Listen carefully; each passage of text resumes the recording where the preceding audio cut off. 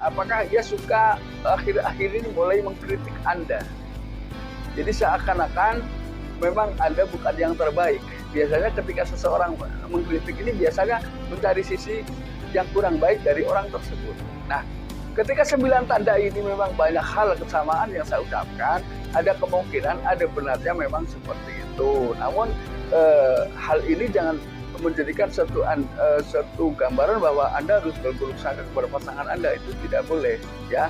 Karena di sini siapa tahu dengan kebenaran yang bisa Anda buktikan lalu dia betul-betul ingin memperbaiki, kedepannya akan jauh lebih harmonis.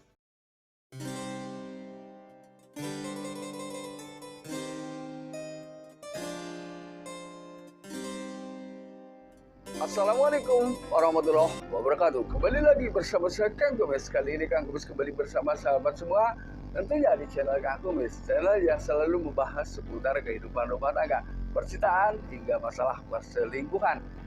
Namun sebelum lanjut ke topik, ada salahnya silahkan Anda subscribe, like, dan komen, dan dukung terus channel Kang Kumis agar sahabat semua tidak ketinggalan info dan juga kabar terbaru tentunya di channel Kang Kumis. Nah, pada kesempatan kali ini Kang Kumis ingin berbicara mengenai 9 ciri pasangan atau istri mulai selingkuh.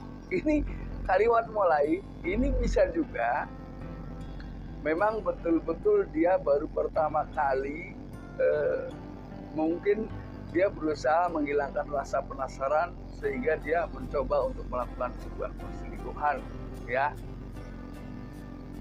Yang aku ingin katakan di sini adalah yuk kita pahami tanda-tanda atau cirinya ketika seseorang memang mulai selingkuh. Yang pertama, biasanya dia terkesan aneh seperti menyembunyikan sesuatu saat bersama Anda. Jadi Anda pun merasa ada ganjalan nih pada pasangan Anda ya, pada pasangan seakan-akan memang selalu mulai ada yang disembunyikan dari Anda. Nah ini nanti apa yang dia sembunyikan ini bisa kita pelajari ke depan ya, apa sebetulnya yang selama ini ia sembunyikan.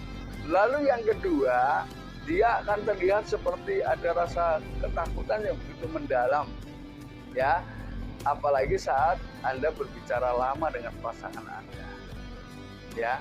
Saat si pria ini memang bertanya atau berkomunikasi lebih banyak, walaupun sebetulnya karena mungkin Anda belum tahu, Anda juga tidak ada niat untuk berbicara ke arah itu.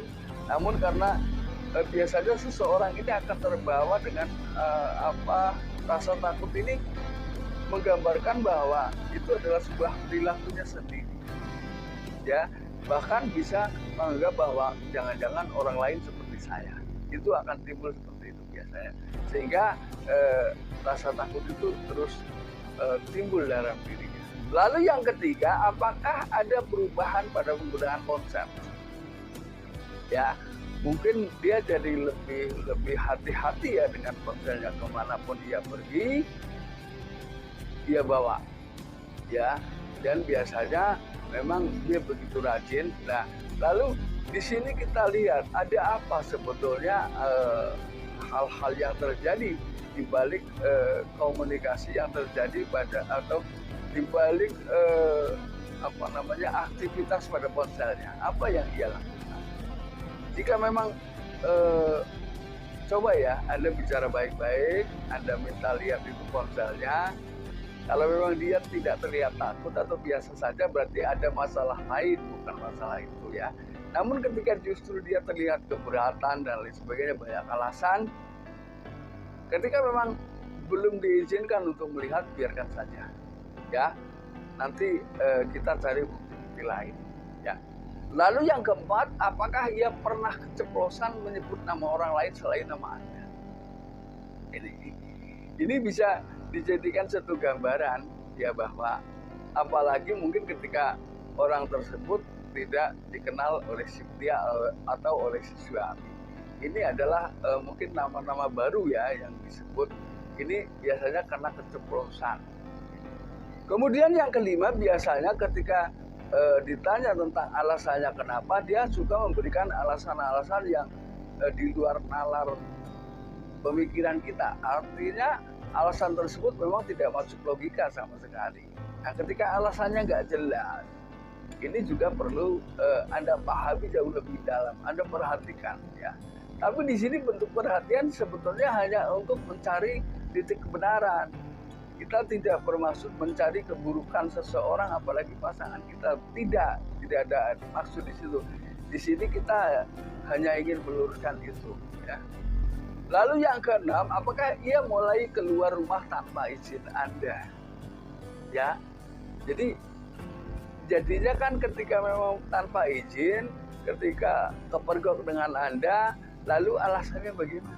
Alasannya dia terlihat gugup, santai, atau memang tidak terjadi apa-apa, dia memang pergi dalam keadaan mendesak. Tapi di sini tidak ada alasan karena sekarang kita bisa berkomunikasi jarak jauh kapan saja dan di mana saja, walaupun kita berbeda tempat, kita tetap bisa berkomunikasi dengan baik.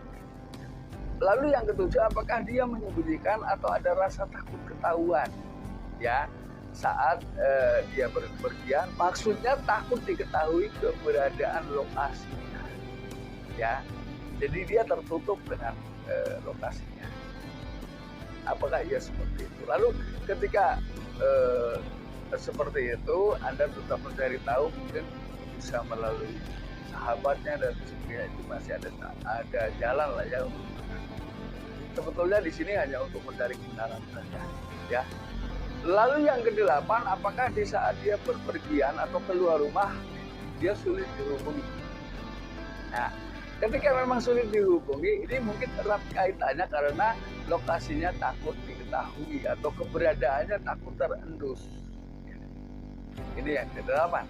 Lalu yang kesembilan, apakah ia suka akhir-akhir ini mulai mengkritik Anda? Jadi seakan-akan memang Anda bukan yang terbaik. Biasanya ketika seseorang mengkritik ini biasanya mencari sisi yang kurang baik dari orang tersebut. Nah, ketika 9 tanda ini memang banyak hal kesamaan yang saya ucapkan, ada kemungkinan, ada benarnya memang seperti itu. Namun hal ini jangan menjadikan satu gambaran bahwa Anda harus berburuk sangka kepada pasangan Anda, itu tidak boleh ya. Karena di sini siapa tahu dengan kebenaran yang bisa Anda buktikan, lalu dia betul-betul ingin memperbaiki, kedepannya akan jauh lebih harmonis ya. Nah sahabat Kang Kumis, mudah-mudahan apa yang Kang Kumis sampaikan bisa bermanfaat buat sahabat semua. Dan akhir kata, salam harmonis bersama Kang Kumis. Wabillahi taufiq wal hidayah. Wassalamualaikum warahmatullahi wabarakatuh dan terima kasih.